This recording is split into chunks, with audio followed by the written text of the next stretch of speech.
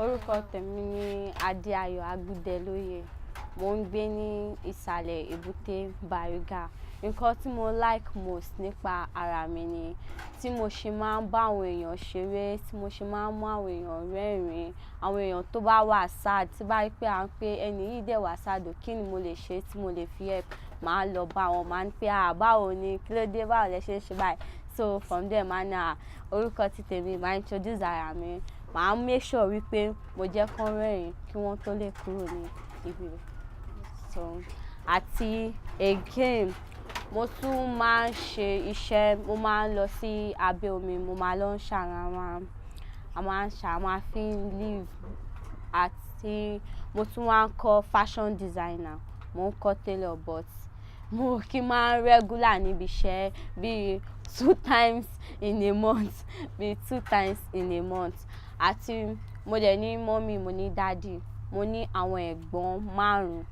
mo ní àbúrò 3, so èmi ni 6th born.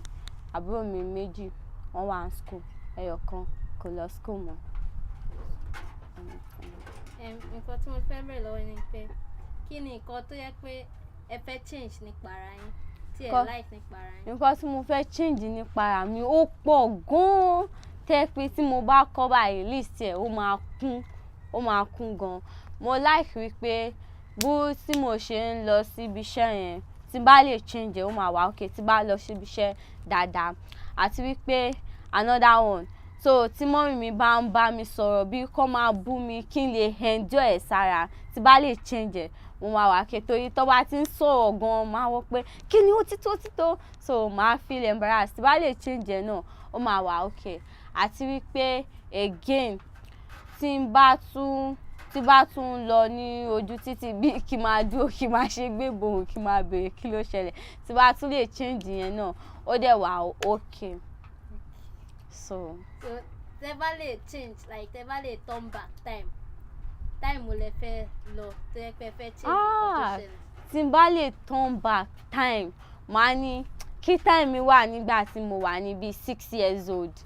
4 years old, 3 years old, 2 years old back then, torí mo ṣiṣẹ́ mi stress ara mi nothing, kí n kàn máa ṣeré, kí n sùn,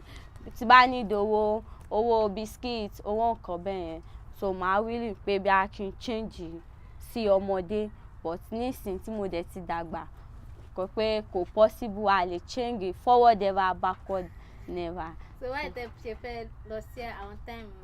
Why tí mo fẹ́ lọ sí àwọn time back then ni wípé back then yẹn kò sí bóyá èèyàn ń jẹgba àbí suffering, kí wọ́n máa ṣiṣẹ́ bí kò ṣiṣẹ́ kó má sanwó fún ẹ, bí a kò dẹ̀ ní ìdòwò kan sọ pé obìnrin ni ẹ lọ wáwó fún ààrẹ. But back then téèyàn ṣì wà ní kékeré, téèyàn bá sunkún wọ́n á ní pé ó ti tó, má sunkún mọ́, kí ló fẹ́, ó yá gbà. So back then yẹn wọ́n máa tètè easy give ju now. So kí lẹ like nípa nǹkan tẹ́ ń ṣe? Nǹkan tí mo like nípa nǹkan tí mo ń ṣe, nǹkan tí mo tẹ̀ like most lára mi ni wípé tí mo bá mọ̀yàn rí, as in tí bá lọ meet ẹ for the first time, wàá like mi, mo like ẹ, mi mọ̀ bí a gift ni o, but the way tí mo bá ṣe interact mọ́ ẹ, o ò ní feel pé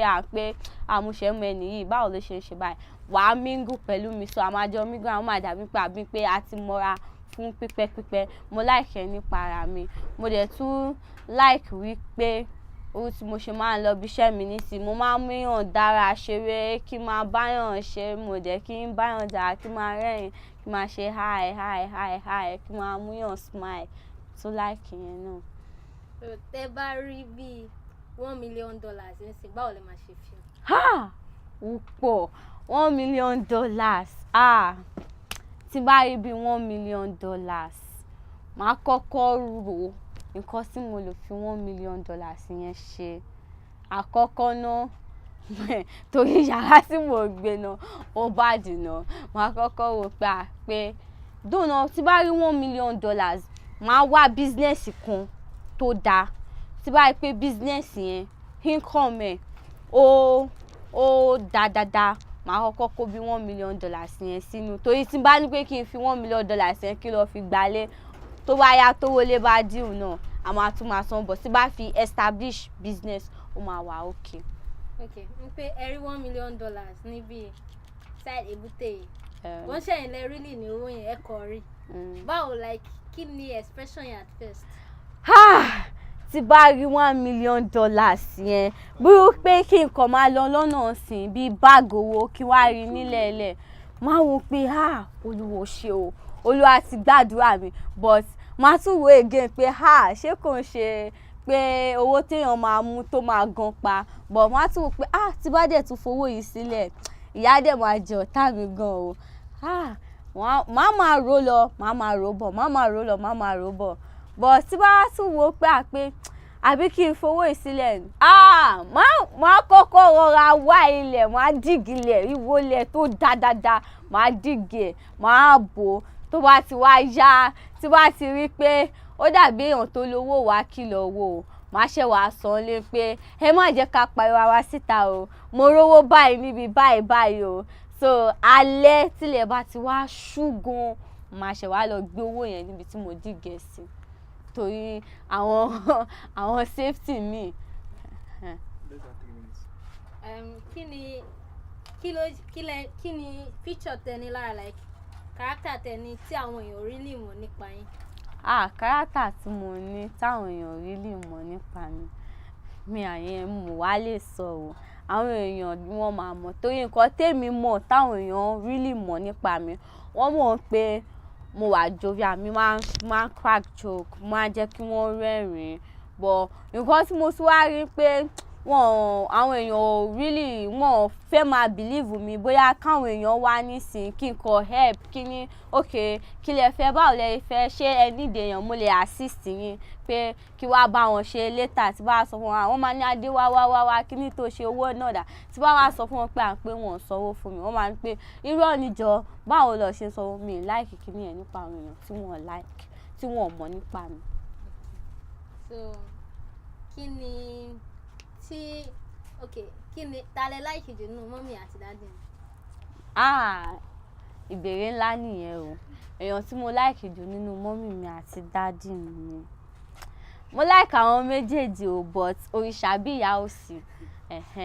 mọ́mì mi ni mo like jù torí àwọn ni wọ́n ní oyún mi fún oṣù 9 àwọn lọ́mọ bí pain yẹn ṣe rí ìgbà tí wọ́n máa jẹun àti ìgbà tí wọ́n ò jẹun mo ò lè sọ pé mo like dáàdì mi jù mọ́mì mo like jù dáàdì mi lọ. So kí ló tẹ́ fi like mọ́mì jù? Ìwọ́n tí mo fi like mọ́mì mi jù dáàdì mi ni wípé mọ́mì mi wà understanding àwọn nǹkan mi wà tẹ́ pé mo lè sọ fún wọn mi lè sọ fún dáàdì mi ó dẹ̀ wọ́n máa tètè gẹ̀ẹ́sì orí tí bá ní problem nígbà mi tí bá ti lọ sọ fún wọn àwọn ló máa mọ tí wọ́n máa ṣe put ọ̀rọ̀ yẹn sílẹ̀ tó máa lọ sọ fún dáàdì mi so nǹkan tí mo really like jù ní ara mọ́mì mi nìyẹn. Kí lẹ like nípa dáàdì mi? Nǹkan tí mo like nípa dáàdì mi ni wípé